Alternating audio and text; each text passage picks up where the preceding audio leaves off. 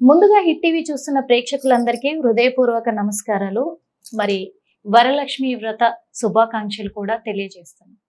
అసలు వరలక్ష్మి వ్రతము ఎలా చేసుకోవాలి, వరలక్ష్మి వ్రతము విశిష్టత ఏంటి, ప్రాముఖ్యత ఏంటి, పాటించాల్సిన నియమ నిబంధనలు ఏంటి, ఇవన్నీ కూడా మా హిట్ టీవీ ప్రేక్షకుల కొరకు వివరించడానికి ఇప్పుడు మనతో పాటు ఉన్నారు ప్రముఖ జ్యోతిష్యులు, వాస్తు శాస్త్ర పండితులు డాక్టర్ శివ సుధీర్ శర్మ గారు ఉన్నారు.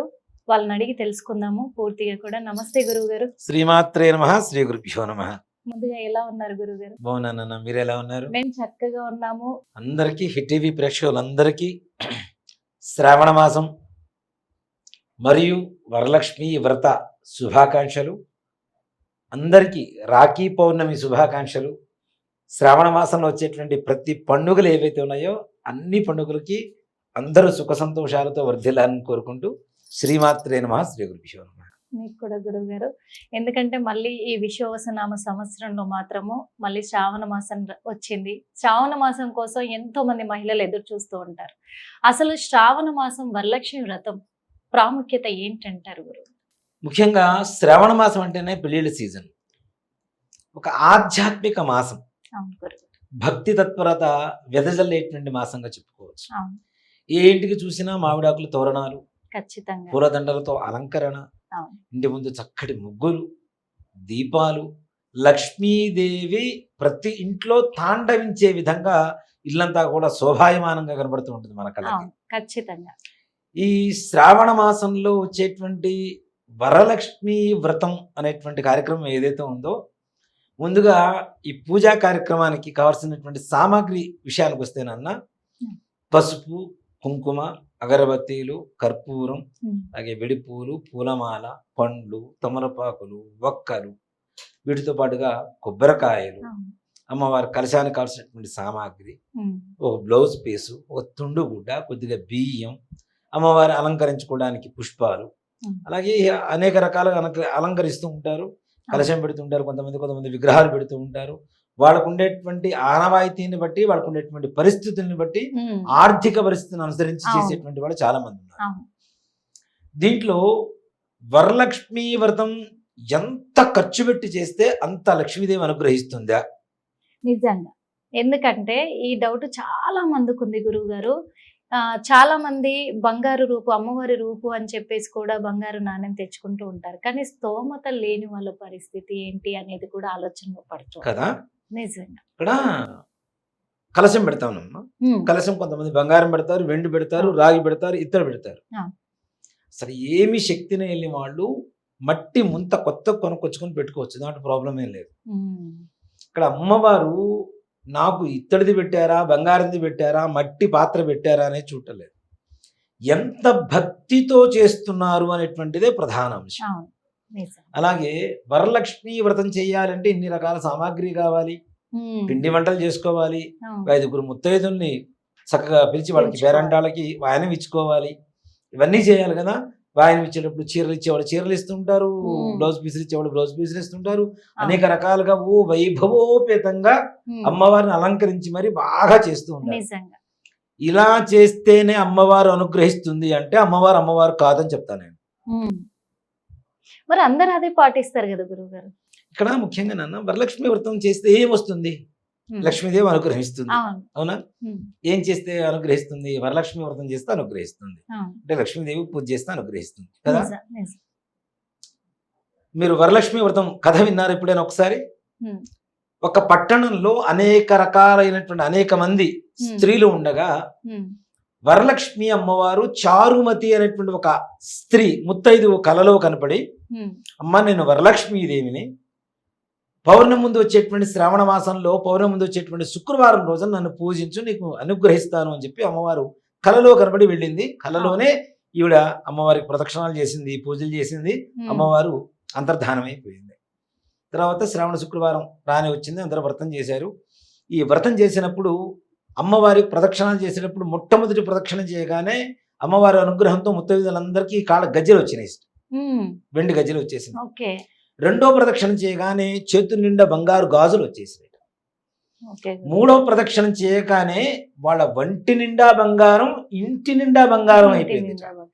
వీళ్ళని తీసుకెళ్ళడానికి సర్వసాధారణంగా వచ్చి ఒక చెట్టు కింద ఒక మండపంలోనూ వ్రతం చేసుకుందాం పూజ చేసుకుందాం అని వచ్చినటువంటి స్త్రీలందరినీ ఇళ్ళకి తీసుకెళ్ళడానికి రజ్జ గధ గజ తురగారు అన్ని కూడా రథాలు వచ్చినట్టు వీళ్ళని తీసుకెళ్ళడానికి. ఓకే. అంటే అంత సువర్ణమయమయ్యారు. అయ్యా. ఎందువల్ల అయ్యారు? ఇప్పుడు వరలక్ష్మి అమ్మవారికి పూజ చేశారు కదా, అవును. ఇక్కడ వ్రతంలో గమనించాల్సినటువంటి ఒక మోరల్ వాల్యూస్ కొన్ని ఉంటాయి నాన్న. అవును. అంటే టోటల్గా స్టోరీలో వ్రత కథలో మోరల్ ఏంటి అనేటువంటి తెలుసుకొని మనం వ్రతం చేస్తే అమ్మవారు అనుగ్రహిస్తుంది. ఇక్కడ ఈవిడికి అమ్మవారు కల్లో కనబడగానే లక్ష్మీదేవి నాకు ఒక్కదానికి ఉండాలని చెప్పి ఆ ఒక్కదే పూజ చేయాల.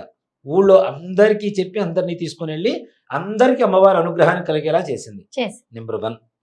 నెంబర్ 2, ఆ నగరంలో అంతమంది స్త్రీలు ఉంటే చారుమతి అనేటువంటి స్త్రీనే వరలక్ష్మీదేవి ఎందుకు ఎంచుకొని కల్లో కనబడి చెప్పింది. అదే ఇంపార్టెంట్ కదా. నిజంగా భర్తని ప్రేమగా చక్కగా చూస్తుంది, అత్తమామల్ని పూజిస్తుంది, పిల్లల్ని బాధ్యతగా చూస్తుంది, ఇరుగు పొరుగు వారితో నవ్వుతూ ఎవరిని చీటికి మాటికి తిట్టకుండా మాట్లాడకుండా వేరే విధంగా తిట్టకుండా ఉంచుతూ వాళ్ళతో చక్కగా నవ్వుతూ మాట్లాడుతుంది. అంటే ముత్తైదుకు ఉండవలసినటువంటి సకల లక్షణాలు ఎవరిలో ఉన్నాయో వాళ్ళను చూసుకొని అమ్మవారు అనుగ్రహించింది. అది అనుగ్రహం. పూజ చేస్తే నేను ఇన్ని కేజీలు తీసుకొచ్చి పూజ చేస్తాను, ఇంతమందికి వాయనం ఇస్తాను, ఇంతమందికి భోజనం పెడతాను, ఇంతమందికి చీరలు పెడతాను, వీళ్ళందరూ వెళ్ళగానే మా ఆయన్ని 4 పీకుతాను అంటే వరలక్ష్మీదేవి అనుగ్రహించింది. అత్తమామల్ని నీ భర్త అయినటువంటి కొడుకు దగ్గర ఉంచకుండా తీసుకెళ్లి నువ్వు వచ్చిన తర్వాత వృద్ధాశ్రమాల్లో చేర్పిస్తే వరలక్ష్మీదేవి నేను అనుగ్రహిస్తుంది. ఇప్పుడు అదే రోజులు వచ్చేసినాయి కదా. రేపటి రోజున నీ కొడుకు నిన్ను తీసుకెళ్లే వృద్ధాశ్రమాలు అనాథాశ్రమాల్లో పడేస్తే అదే జరుగుతుంది స్వామి. కదా, అదే జరుగుతుంది. ఇక్కడ ముఖ్యంగా ప్రతి ఒక్కరు గమనించాల్సింది ఏంటంటేనమ్మా, మనిషి మానవ ధర్మాన్ని పాటిస్తే ఏ పూజలు అక్కర్లేదు, ఏ దేవతలు అక్కర్లేదని చెప్తాను. ఓకే స్వామి. మనిషి మనిషిలాగా ఉంటే ఏ రకమైనటువంటి పూజలు అక్కర్లా. అవన్నీ మనం పెంపొందించుకోవడం, మానవత్వం పెంపొందించుకోవడానికి పూజలన్నీ కూడా చేస్తున్నాం. మాట చెప్పాలంటే అవునా, ఒక పద్ధతి క్రమబద్ధీకరణ చేసుకోవడం కోసం మనం ఇవంతా చేస్తూ ఉన్నాం. ఇప్పుడు తల్లిదండ్రులు పూజ చేయండి, వాళ్ళకి కావాల్సిన భోజనం పెట్టండి, మంచిగా వాళ్ళకి కావాల్సిన బట్టలు కొని పెట్టండి, వాళ్ళకి కావాల్సిన మెడిసిన్స్ ఇప్పించండి, వాళ్ళని సంతోషంగా ఉంచండి, అత్తమామల్ని పూజ చేయండి, మంచిగా ప్రేమగా చూడండి, పిల్లల్ని బాధ్యతగా చూడండి, భర్తతో ప్రేమగా ఉండండి. ఏ రకమైనటువంటి పూజ వద్దు. కానీ చాలా వరకు చాలా స్వామీజీలు కూడా చెప్తున్నారు, తల్లిదండ్రులను మించిన దేవుళ్ళు లేరు, వాళ్ళకి చెయ్యండి అని చెప్తున్నప్పటికీ కూడా ఎవ్వరు కూడా ఇది పాటించట్లేదు. ఈ పండుగ వస్తుంది, ఆ పండుగ వస్తుంది, ఈ దేవుడికి పూజ చేద్దాం, ఆ దేవుడికి పూజ చేద్దాం అనే చేస్తూ ఉన్నారు. ఎందుకు తల్లిదండ్రులని అసలు దేవుళ్ళలాగా చూడలేకపోతున్నారంట? ఒక మాట చెప్తున్నాను, సైకాలజీ మారిపోతుంది, హ్యూమన్ సైకాలజీ మారిపోతుంది. ఒకప్పుడు చాలా పటిష్టంగా అత్తగారు కొట్టినా తిట్టినా ఈవిడే మా అత్తగారు, ఇతనే నా భర్త, ఈయన మా మామగారు, వీళ్ళని చూసుకోవాల్సిన బాధ్యత నా యందు ఉందని చెప్పి దృఢంగా మెంటల్గా ఫిక్స్ అయి ఉన్నటువంటి వాడు ఒకప్పుడు. ఇప్పుడు అత్తమామలు అక్కర్లా, భర్త ఒక మాట అనబోతున్నాడు అంటే చాలు, సింపుల్ బ్రేకప్ అంతే. కోర్టుకి వెళ్తే మీకు మిగిలిన సివిల్ కోర్టులు, క్రిమినల్ కోర్టులు ఇవేవి కూడా బిజీగా ఉండవు నాన్న, కేవలం ఫ్యామిలీ కోర్ట్స్ మాత్రమే బిజీగా ఉంటాయి. మిగిలిన కోర్టులు ఏవి బిజీగా ఉండవు, ఒక్కటే ఉంటాయి. అవునా. వరలక్ష్మి వ్రతం చేస్తే ఎట్లా ఉండాలో, స్త్రీ ఎలా ఉండాలో నేర్చుకోమని చెప్తూ ఉంటే మనం మాత్రం అది పక్కన పడేసి మిగిలినవన్నీ పూజలు చేస్తుంటాం. భర్త పక్కనే ఉంటాడు వరలక్ష్మి వ్రతం, నీకేం తెలియదు ఊరుకో, ఇంకా వరలక్ష్మీదేవి నిన్నేం చూస్తుంది. నిజంగా పొరపాటున మీ ఇంట్లో అడుగుపెట్టినా నువ్వు ఎప్పుడైతే భర్తని ఇట్లా పట్టుకొని మాట్లాడుతున్నావో, అమ్మ టాటా గుడ్ బై బాయ్ అని చెప్పి వెళ్ళిపోతుంది ఇంట్లో నుంచి. అది నిజమే. ఎందుకంటే నాకు చాలా రోజుల నుంచి ఒక డౌట్ ఉంది స్వామి, కేవలము మహిళలే వరలక్ష్మి వ్రతం చేసుకోవచ్చు అంటారా, లేకపోతే పురుషులు కూడా చేసుకోవచ్చు అంటారా? లక్ష్మీదేవి ధనం మూలం ఇదని జగతున్నాను. ప్రపంచంలో అందరికీ ధనం అవసరమే, లక్ష్మీదేవి అనుగ్రహం అవసరమే. ఇక్కడ లక్ష్మి అంటే ఎంతసేపు మనం ధనం బంగారమే అనుకుంటున్నాం. అష్టైశ్వర్యాలు అంటామా? అష్టైశ్వర్యాల్లో దాసీ జనం అంటారు చూడండి, మన దగ్గర పనిచేసేటువంటి పని వాళ్ళు ఉంటారు చూడండి, అది కూడా ఒక అష్టలక్ష్మిలో ఒక లక్ష్మి. మాట వినేటువంటి కొడుకు, ప్రేమగా చూసుకునేటువంటి భర్త, ఇవన్నీ కూడా అష్టలక్ష్ముల్లో అంటే అష్టైశ్వర్యాల్లో ఒక భాగాలు ఇవన్నీ కూడా. అవునా? నిజమే. మాట వినేటువంటి పనివాడు దొరకడం కూడా ఒక అదృష్టమే కదా. నిజమే అది ఖచ్చితంగా. ఇప్పుడు పని వాళ్ళు ఇంటి యజమానిని కమాండ్ చేసే వాళ్ళు ఎంతమంది ఉన్నారు చాలా మంది ఉన్నారు కదా. చాలా మరి అది మంది. కూడా ఒక దరిద్రమేగా. అష్టదరిద్రాల్లో ఒక దరిద్రం మన మాట వినేటువంటి వాళ్ళు లేకపోవడం అనేది. నిజం. కాబట్టి ఐశ్వర్యము అంటే కేవలం డబ్బు ఒక్కటే కాదు. పూరింట్లో ఉండేటువంటి భార్యాభర్తలు ఆనందంగా ఉంటారా ఉండరా? ఖచ్చితంగా ఉంటారు మరి స్వామి. కోట్లలో ఉండేటువంటి వాళ్ళు ఎక్కడ ఆనందం వాళ్ళ పొందుతున్నారు? దగ్గర అసలు ఉండదు కదా, ప్రేమే ఉండదు. వేసుకోవడానికి కోట్లు ఉంటాయి, చూసుకోవడానికి ఇంట్లో డబ్బులు కోట్లు ఉంటాయి. భయంతో బతకాలి ఫస్ట్. ఇక్కడ ఒకటేనన్నా, కూతురు మాట వింటుందా వినదు, కొడుకు మాట వింటాడా వినడు, భార్య మాట వింటుందా వినదు, ఎస్, భర్త భార్య మాట వింటాడా వినడు. నిజం. నలుగురు కలిసి కూర్చొని ఒకేసారి భోజనం కానీ టిఫిన్ కానీ కూర్చొని మాట్లాడుకోవడం కానీ చేయగలుగుతున్నారా?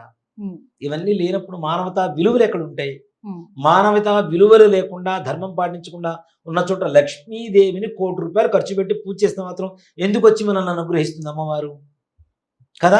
నిజం. వరలక్ష్మి వ్రతం చేయాలంటే ముందు ముత్తైదుకు ఉండవలసినటువంటి లక్షణాలు ఉమ్, సువాసిని లక్షణాలు అంటారు. ఓకే. సు అంటే మంచి, వసము అంటే నివసించడం, నివసం. మంచి లక్షణములతో నివసించేటువంటి జీవితాన్ని గడిపేటువంటి వాళ్ళకి లక్ష్మీదేవి అనుగ్రహిస్తుంది. దాంట్లో ఏమాత్రం కూడా సంశయం లేదు. వ్రతం కథ కావండి, చదువుకోండి, మరణ చదువుకోండి. ఆ వ్రతంలో ఆవిడ ఏ విధంగా ఉందో ఆ విధంగా ఇంట్లో మీరు ప్రవర్తించండి. లక్ష్మీదేవికి పూజ కూడా అక్కర్లా, ఉమ్, వెతుక్కుంటూ మరలా మీరు ఇంకొక చారుమతి అవుతారు గ్యారంటీ. ఖచ్చితంగా. తప్పనిసరిగా మిమ్మల్ని వెతుక్కుంటూ అమ్మవారు వస్తుంది. మనం అమ్మవారిని వెతుక్కుంటూ వెళ్ళాల్సిన అవసరం లేదు. ఉమ్, అమ్మవారి మనల్ని వెతుక్కుంటూ మన దగ్గరకు వచ్చి అనుగ్రహించి నీకు ఏం కావాలో అడగకుండానే అష్టైశ్వర్యాలు ఇస్తుంది. అష్టైశ్వర్యాలు ఇస్తుంది. హిట్ టీవీ యాప్ ఇందులో short news, live news, entertainment shows, movies, digital magazines తో పాటు మీ జిల్లా వార్తలను కూడా ఫ్రీగా చూడొచ్చు. ఇంకెందుకు ఆలస్యం, వెంటనే హిట్ టీవీ యాప్ ని డౌన్లోడ్ చేసుకుని ఫ్రీగా ఎంటర్టైన్మెంట్ పొందండి. Hit TV app. Hit TV app. Please download Hit TV app. Hit TV app ని ఫ్రీగా డౌన్లోడ్ చేసుకొని ఎంజాయ్ చేయండి. మీకు నచ్చిన ఎంటర్టైన్మెంట్ కోసం హిట్ టీవీ యాప్ ని ఫ్రీగా డౌన్లోడ్ చేసుకుని ఎంజాయ్ చేయండి. హిట్ టీవీ యాప్ని డౌన్లోడ్ చేసుకుని ఆస్వాదించండి, ఆశీర్వదించండి. ఇంతమంది సెలబ్రిటీలు హిట్ టీవీ యాప్ ని డౌన్లోడ్ చేసుకోండి అని చెప్తున్నారంటే ఎంత మంచి యాప్ ఆలోచించండి. అమెరికా అమెరికాలో చదవాలనుకునే వాళ్ళకి విశ్వసనీయమైన పేరు మన శౌర్య consultancy. UK Law 1 Year Masters. UK Law 1 Year Masters. 2 years work permit up to 5 years visa. Contact Saurya Consultancy. Contact 89851 89851.